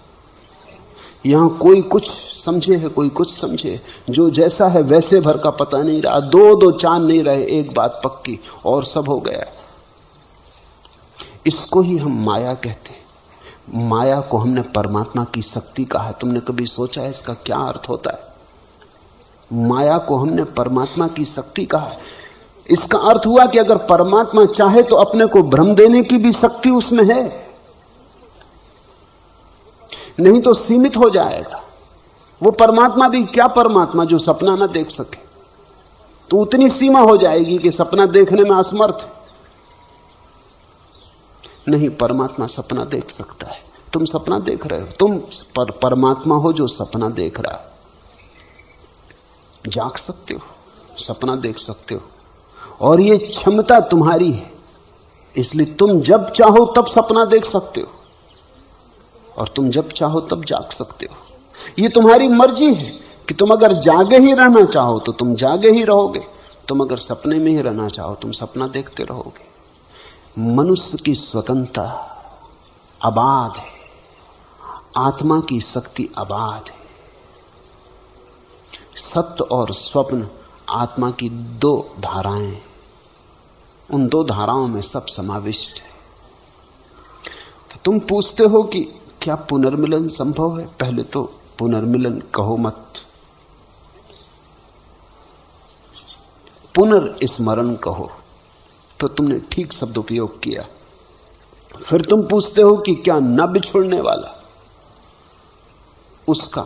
उसकी गारंटी मैं नहीं दे सकता, क्योंकि वो तुम्हारे ऊपर निर्भर है, तुम्हारी मर्जी। तुम अगर उसे छोड़ना चाहो, भूलना चाहो, तो तुम्हें कोई भी रोक नहीं सकता। तुम उसे याद करना चाहो तो तुम्हें कोई रोक नहीं सकता। और इससे तुम परेशान मत होना, इससे तो तुम अहोभाव मानना कि तुम्हारी स्वतंत्रता कितनी, कि तुम परमात्मा तक को भूलना चाहो तो कोई बाधा नहीं। परमात्मा जरा भी अड़चन तुम्हें देता नहीं। तुम अगर उसके विपरीत जाना चाहो तो भी कोई बाधा नहीं, वो तब भी तुम्हारे साथ है। तुम जब विपरीत जाना चाहते हो तब भी तुम्हें शक्ति दिए चला जाता है। सूफी फकीर हसन ने लिखा है कि मैंने एक रात परमात्मा से पूछा कि इस गांव में सबसे श्रेष्ठ धर्मात्मा पुरुष कौन है? तो परमात्मा ने मुझे कहा कि वही जो तेरे पड़ोस में रहता है। उस पर तो कभी हसन ने ख्याल ही न दिया था। वो तो बड़ा सीधा साधा आदमी था, सीधे साधे आदमियों पर कोई ख्याल देता? ख्याल तो उपद्रवियों पर जाता है। सीधा साधा आदमी था, चुपचाप रहता था, साधारण आदमी था, अपनी मस्ती में था, न किसी से लेना न देना, किसी ने ख्याल ही न दिया था। हसन ने कहा यह आदमी सबसे बड़ा पुण्यात्मा। दूसरे दिन सुबह गौर से देखा तो लगा कि बड़ी प्रभा है इस आदमी की। दूसरी रात उसने फिर परमात्मा से कहा कि अब एक प्रश्न और, ये तो अच्छा हुआ आपने बता दिया, पूजा करूंगा इस पुरुष की, नमन करूंगा ऐसे, ये मेरा गुरु हुआ। अब एक बात और बता, मैं इस गांव में सबसे बुरा कौन आदमी जिससे मैं बचूं? परमात्मा ने कहा वही तेरा पड़ोसी। उसने कहा ये जरा उलझन की बात है। तो परमात्मा ने कहा मैं क्या करूं? कल रात वो अच्छे भाव में था, आज बुरे भाव में, मैं कुछ कर सकता नहीं। कल सुबह मैं कह नहीं सकता कि क्या हालत होगी, वो फिर अच्छे भाव में आ सकता। आत्मा परम स्वतंत्र है, उस पर कोई बंधन नहीं है। इस परम स्वतंत्रता को ही हम मोक्ष कहते हैं। मोक्ष में यह बात समाविष्ट है कि तुम चाहो भूलना तो तुम्हें कोई रोक नहीं सकता। वो मोक्ष भी क्या मोक्ष होगा जिसके तुम बाहर निकलना चाहो और निकल ना सको।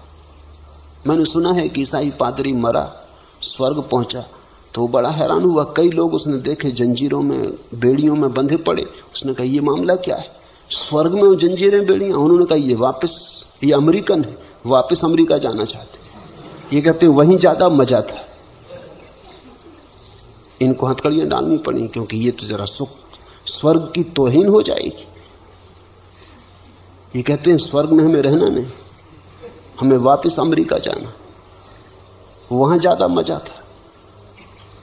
इन अप्सराओं से बेहतर स्त्रियां वहां थी, शराब इससे बेहतर शराब वहां थी, मकान इससे ऊंचे मकान वहां थे। ये भी तुम कहां के पुराने जमाने के मकानों को बना के बैठे। अब स्वर्ग के मकान हैं, दकियानूसी हैं, समय के बिल्कुल बाहर पड़ गए। उनके इंजीनियर, उनके आर्किटेक्ट 10-25 साल पहले बनाए थे, वो चल रहा है। वो कहते हैं हम अमेरिका जाना, तो इनको हमें बांध के रखना पड़ा। अगर ये भाग जाएं और अमेरिका पहुंच जाएं तो स्वर्ग की बड़ी तौहीन होगी, फिर स्वर्ग कोई आना कैसे चाहेगा। लेकिन स्वर्ग क्या रहा अगर वहां हथकड़ियां डली हो? इससे तो फिर नरक बेहतर, कम से कम हथकड़ियां तो नहीं। एक बात ध्यान रखना, स्वतंत्रता यानी स्वर्ग, मुक्ति यानी मोक्ष। तुम अपनी स्वतंत्रता से जहां हो वही मुक्ति है। और ये अंतिम घटना है, ये अंतिम बेशर्त बात है, इसके ऊपर कोई शर्त नहीं। तो अगर किसी मुक्तात्मा की मर्जी हो जाए कि फिर वापस लौटना संसार में, तो कोई रोक सकता नहीं। लौटती नहीं मुक्तात्मा है, ये दूसरी बात है। लेकिन अगर कोई मुक्तात्मा लौट नहीं चाहे तो कोई रोक सकता नहीं, क्योंकि कौन रोकेगा? और अगर कोई रोक ले तो मुक्तात्मा मुक्त कहां रही? तुम निकलने लगे स्वर्ग के दरवाजे से, उन्होंने कहा रुको, बाहर न जाने देंगे। ये स्वर्ग है, कहां जा रहे हो? ये स्वर्ग इसी क्षण समाप्त हो गया। मैं तुमसे ये नहीं कह रहा हूं कि मुक्त आत्माएं लौटती हैं, मैं ये कहता हूं कि लौटना चाहे तो कोई रोक नहीं सकता। इसलिए मैं तुम्हें गारंटी नहीं दे सकता। तुम अगर लौटना चाहो तो मैं क्या करूंगा? तुम अगर परमात्मा को भूलना चाहो तो मैं क्या करूंगा? मैं सिर्फ तुम्हारी पूर्ण मुक्ति की घोषणा करता हूं।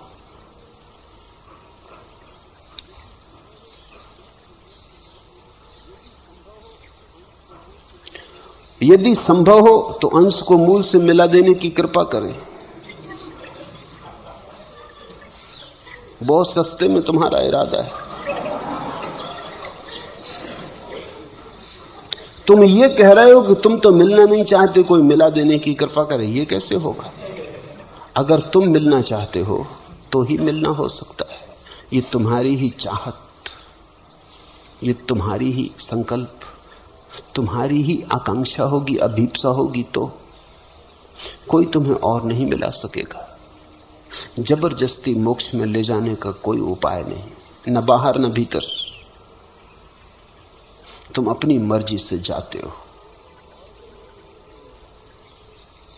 और अगर मैं किसी तरह मिला भी दूं तो तुम फिर छूट जाओगे, क्योंकि वो बाहर से लाई हुई घटना तुम्हारी आत्मा का संबंध न बन पाएगी, वो जबरदस्ती होगी।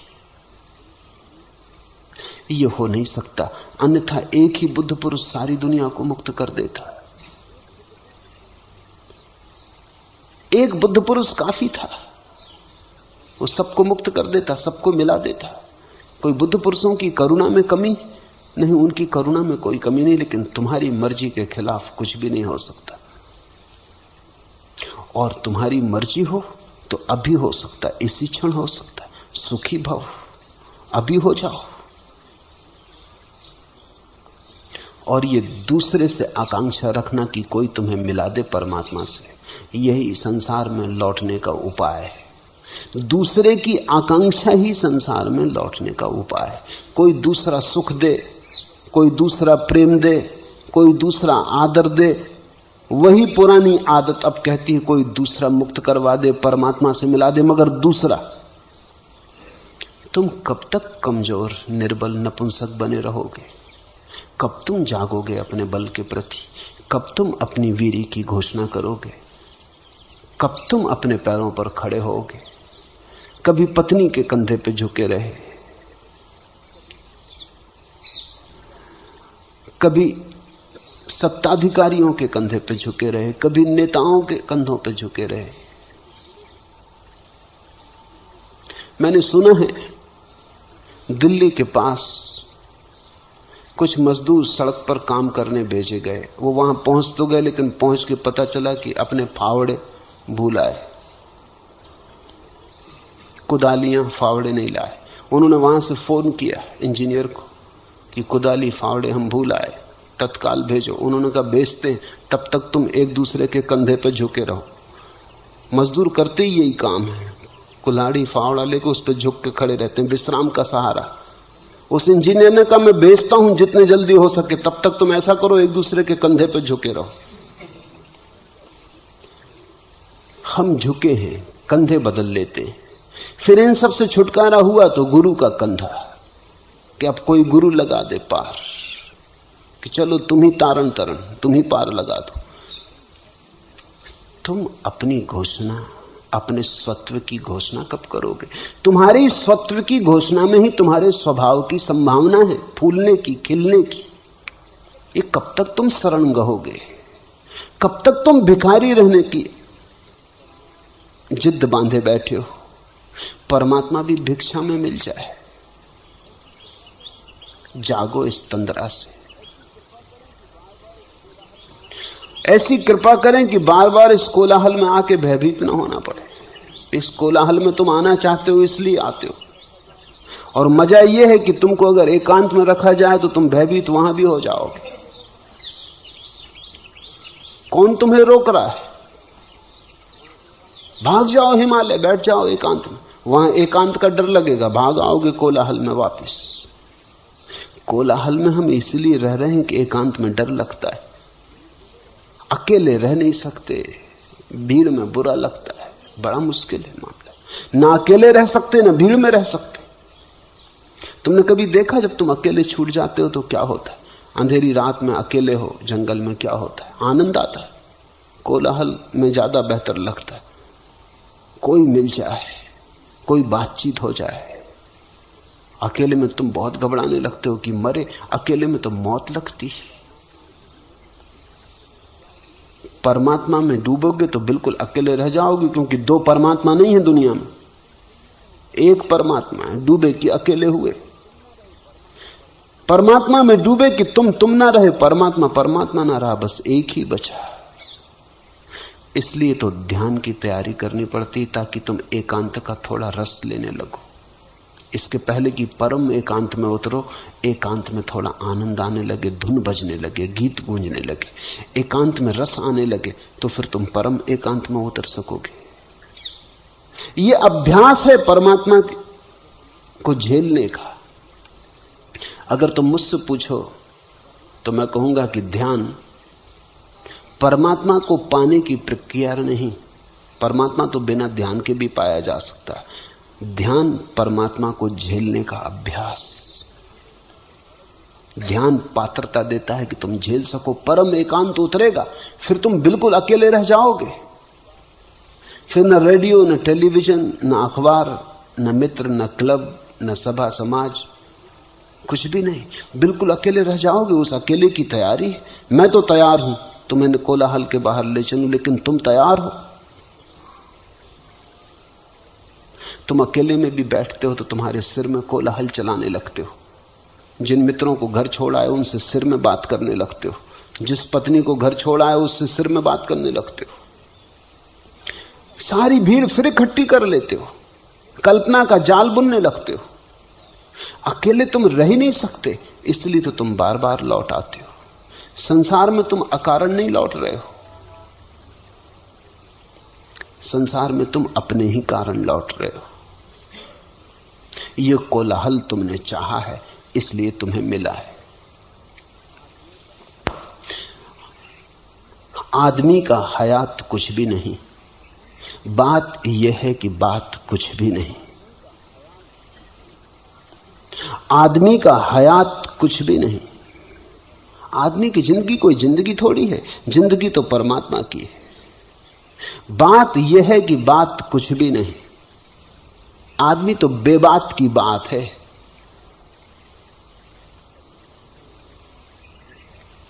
वो कल मुल्ला नसरुद्दीन जो गिर पड़ा था बिस्तर से, बेबात की बात। लड़का हुआ नहीं था उसके लिए जगह बना रहे थे, उसमें गिरे, टांग टूट गई। एक अदालत में मुकदमा था, दो आदमियों ने एक दूसरे का सिर खोल दिया।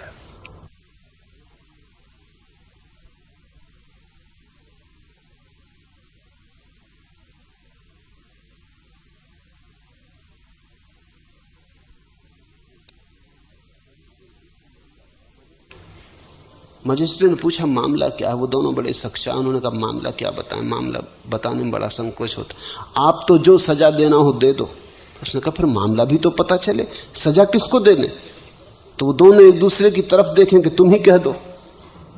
फिर मजबूरी में जब मजिस्ट्रेट नाराज होने लगा कि कहते हो या नहीं, तो फिर उन्होंने बताया कि मामला ऐसा, हम दोनों मित्र बैठे थे नदी के किनारे रेत में।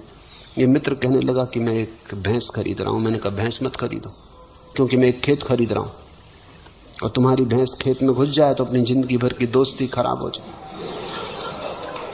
इसने कहा जा जा, तेरे खेत के रोकने खरीदने से हम अपनी भैंस न खरीदें, तू खेत मत खरीद। और फिर भैंस तो भैंस है, ये कहने लगा। अब घुसी गई तो घुसी गई, अब कोई भैंस के पीछे हम दिन भर थोड़ी खड़े रहेंगे। और ऐसी दोस्ती क्या मूल्य की, कि हमारी भैंस तुम्हारे खेत में घुस जाए और इससे तुम्हें अड़चन हो जाए। तो मैं भी रोब में आ गया और मैंने कहा अच्छा तो खरीद लिया खेत, तू दिखा खरीद के भैंस।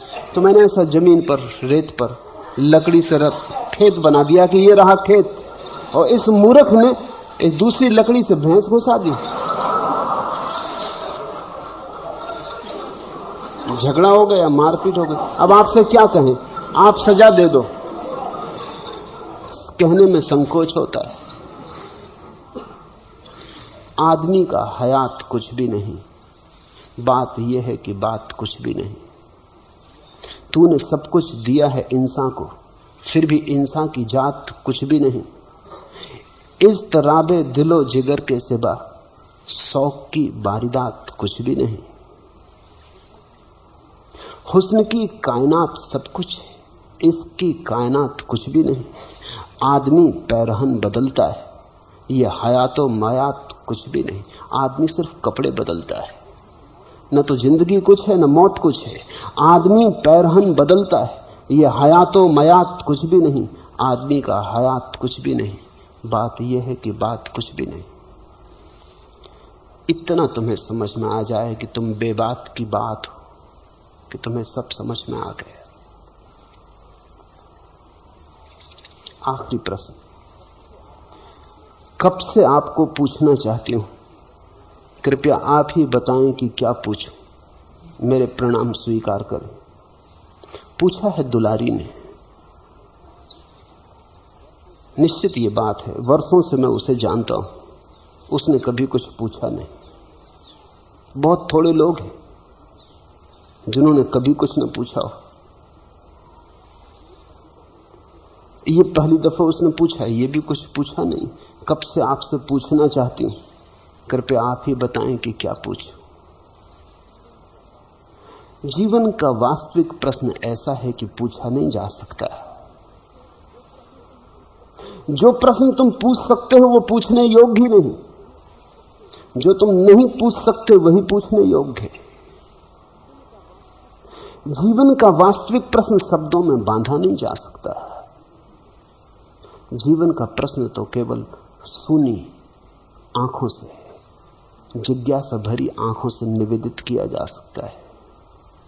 जीवन का प्रश्न तो अस्तित्वगत है, तुम्हारी पूरी भाव दशा से प्रकट होता है। दुलारी को मैं जानता हूं, उसने कभी पूछा नहीं, लेकिन उसका प्रश्न मैंने सुना है। उसका प्रश्न उसका भी नहीं, क्योंकि जो तुम पूछते हो वो तुम्हारा होता है, जो तुम पूछ ही नहीं सकते वो सबका है। हम सबके भीतर एक ही प्रश्न है, और वो प्रश्न है कि ये सब हो रहा है, ये सब चल रहा है, और फिर भी कुछ सार मालूम नहीं होता। ये दौड़ धूप, ये आपाधापी, फिर भी कुछ अर्थ दिखाई नहीं पड़ता। इतना पाना खोना, फिर भी न कुछ मिलता मालूम पड़ता, न कुछ खोता मालूम पड़ता। जन्म जन्म बड़ी यात्रा, मंजिल कहीं दिखाई नहीं पड़ती। हम हैं, क्यों हैं? ये हमारा होना क्या है? हम कहां जा रहे हैं और क्या हो रहा है? हमारा अर्थ क्या है? इस संगीत का प्रयोजन क्या है? सभी के भीतर दबा पड़ा हुआ है अस्तित्व का प्रश्न कि अस्तित्व का अर्थ क्या है। और इसके लिए कोई शब्दों में उत्तर भी नहीं। जो प्रश्न ही शब्दों में नहीं बनता, उसका उत्तर भी शब्दों में नहीं हो सकता। ये जो भीतर है हमारे, कहो साक्षी, दृष्टा, जीवन की धारा, चैतन्य, जो भी नाम चाहो। ऐसे तो अनाम है, तुम जो भी नाम देना चाहो दो। परमात्मा, मोक्ष, निर्वाण, आत्मा, अनात्मा, जो तुम्हें कहना चाहो, पूर्ण, शून्य, जो भी ये भीतर है अनाम, इसमें डूबो। इसमें डूबने से ही प्रश्न धीरे धीरे विसर्जित हो जाएगा। उत्तर मिलेगा ऐसा मैं नहीं कह रहा हूं, सिर्फ प्रश्न विसर्जित हो जाएगा। और प्रश्न के विसर्जित हो जाने पे तुम्हारी जो चैतन्य की दशा होती है वही उत्तर मिलेगा, ऐसा मैं नहीं कह रहा। निष्प्रश्न जब तुम हो जाते हो तो जीवन में आनंद है, मंगल है, सुभाशीष बरसता है, तुम नाचते हो, तुम गुनगुनाते हो, समाधि फलती, फिर तुम पूछते नहीं, फिर पूछने को कुछ है ही नहीं, फिर जीवन एक प्रश्न की तरह नहीं मालूम होता, फिर जीवन एक रहस्य, समस्या नहीं जिसका समाधान करना है, एक रहस्य जिसे जीना है, जिसे नाचना है, जिसे गाना है, एक रहस्य जिसका उत्सव मनाना है। भीतर उतरो, शरीर के पार, मन के पार, भाव के पार भीतर उतरो। जान सके ना जीवन भर हम ममता कैसी, प्यार कहां और पुष्प कहां पर महका करता। जान सके ना जीवन भर हम ममता कैसी, प्यार कहां और पुष्प कहां पर महका करता। गंध तो आती मालूम होती, कहां से आती? जीवन है, इसकी छाया तो पड़ती, पर इसका मूल कहां? प्रतिबिंब तो झलकता है, लेकिन मूल कहां? प्रतिध्वनि तो गूंजती है पहाड़ों पर, लेकिन मूल ध्वनि कहां है? जान सके ना जीवन भर हम ममता कैसी, प्यार कहां और पुष्प कहां पर महका करता। मिली दुलारी आहों की और हास मिला है सूलों का, जान सके ना जीवन भर हम सौरभ कैसा, पराग कहां और मेघ कहां पर वर्षा करता। पर मेघ बरस रहा है तुम्हारे ही गहनतम अंतस्थल में, फूल महक रहा है तुम्हारे ही गहन अंतस्थल में, कस्तूरी कुंडल बसे। ये जो महक तुम्हें घेर रही है और प्रश्न बन गई है कहां से आती, ये महक तुम्हारी, ये किसी और की नहीं। इसे अगर तुमने बाहर देखा तो मृग मरीचिका बनती, माया का जाल फैलता है, जन्मों जन्मों की यात्रा चलती। जिस दिन तुमने इसे भीतर झांक के देखा उसी दिन मंदिर के द्वार खुल गए, उसी दिन पहुंच गए अपने सुरभि के केंद्र पर। वही है प्रेम, वही है प्रभु।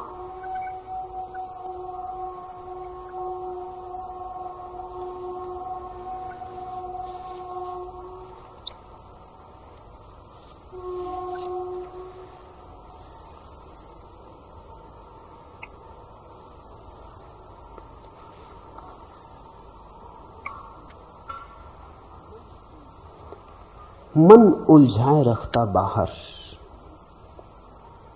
मन कहता चलेंगे भीतर, लेकिन अभी थोड़ी देर और। किसी कामना के सहारे नदी के किनारे बड़ी देर से मौन धारे खड़ा हूं अकेला। सुहानी है गोधोली बेला, लगा है उमंगों का मेला। ये गोधोली बेला का हल्का धुंधलका मेरी सोच पर छा रहा है। मैं ये सोचता हूं मेरी सोच की शाम भी हो चली।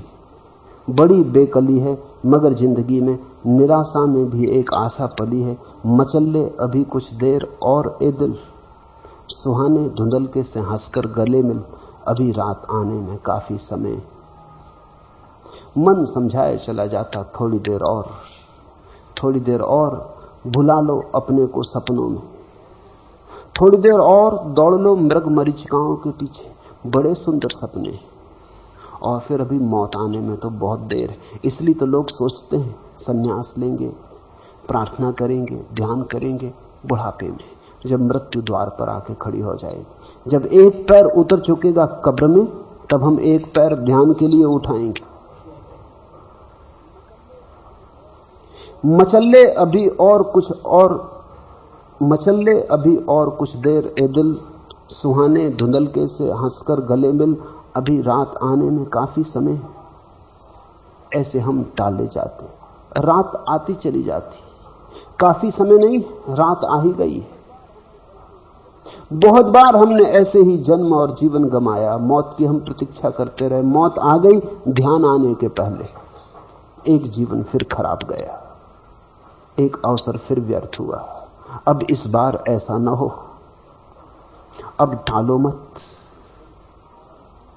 ये गंध तुम्हारी अपनी, ये जीवन तुम्हारे भीतर ही छिपा है। घूंघट भीतर के ही उठाने, प्रश्न कहीं बाहर पूछने का नहीं, उत्तर कहीं से बाहर से आने को नहीं। जहां से प्रश्न उठ रहा है भीतर, वहीं उतर चलो। प्रश्न भी साफ नहीं है, फिक्र मत करो। जहां ये गैर साफ धुंधल का है प्रश्न का, वहीं उतरो। उसी संध्या से भरी रोशनी में, धुंधल के में धीरे धीरे भीतर उतरो। जहां से प्रश्न आ रहा है उसी की खोज करो। प्रश्न की बहुत फिक्र मत करो कि प्रश्न क्या है, इतनी ही फिक्र करो कहां से आ रहा है। अपने ही भीतर उस तल को खोजो, उस गहन तल को जहां से प्रश्न का बीज उमगा और जहां से प्रश्न के पत्ते उठे, वही जड़ है और वहीं तुम उत्तर पाओगे। उत्तर का अर्थ ये नहीं कि तुम्हें कोई बंधा बंधाया उत्तर निष्कर्ष वहां मिल जाएगा। उत्तर का अर्थ वहां तुम्हें जीवन का अहोभाव अनुभव होगा। वहां जीवन एक समस्या नहीं रह जाता, उत्सव बन जाता।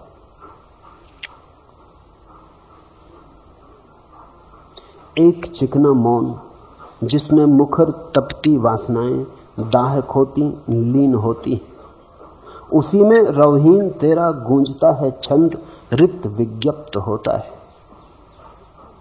एक चिकना मौन जिसमें मुखर तपती वासनाएं दाहक होती लीन होती, वहीं भीतर एक मौन, एक शांति जिसमें सारी वासनाओं का ताप धीरे धीरे खो जाता और शांत हो जाता। उसी में रवहीन तेरा गूंजता है छंद। फिर कोई स्वर सुनाई नहीं देते, सिर्फ छंद गूंजता है, शब्दहीन स्वरहीन छंद, शुद्ध छंद गूंजता है। छंद रिक्त विज्ञप्त होता है, वही जीवन का सत्य प्रकट होता है, रिक्त विज्ञप्त होता है। एक काले घोल की सी रात जिसमें रूप प्रतिमा मूर्तियां सब पिघल जाती, ओट पाती, एक स्वप्नातीत रूपातीत पुनीत गहरी नींद की, उसी में से तू उसी में से तू बढ़ाकर हाथ सहसा खींच लेता है, गले मिलता है। छिपा है परमात्मा तुम्हारे भीतर। उतरो थोड़ा, छोड़ो मूर्तियों को, विचारों को, प्रतिमाओं को, धारणाओं को, मन के बुलबुले। थोड़े गहरे उतरो, जहां लहरें नहीं, जहां शब्द नहीं, जहां मौन है, जहां परम मौन मुखर है, जहां केवल मौन ही गूंजता है, उसी में रवहीन तेरा गूंजता है छंद रिक्त विज्ञप्त होता है। उतरो वहां, उसी में से तू बढ़ाकर हाथ सहसा खींच लेता है, गले मिलता है, वही है मिलन।